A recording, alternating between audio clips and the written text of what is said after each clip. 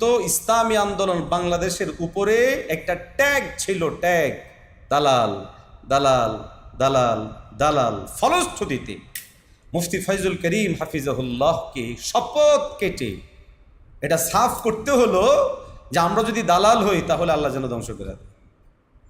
কতটা মনোকষ্ট এবং কতটা ভয়াবহ পরিবেশ পর্যন্ত পৌঁছালে এই সিচুয়েশনে পৌঁছতে হয়, এই সিচুয়েশনে যেতে হয় যে কসম কেটে সাফাই গাইতে হচ্ছে।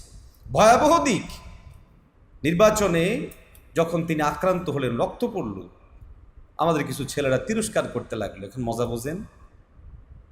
তারপরে রক্তাক্ত করেছে, এটাকে কেন্দ্র করেও বহুজনের অ্যাটিচিউডটা এরকম ছিল যে এটা ওদের একটা কৌশল আর কি, নিজেরা মায়ের খেয়েছে, এই ধরনের বহু কথা বলেছে। ভাই, ব্যাপারগুলো আশঙ্কাজনক। আমি পরিষ্কার বলি, শরিয়া ইসলামিয়া আপনাকে জাহেরের উপর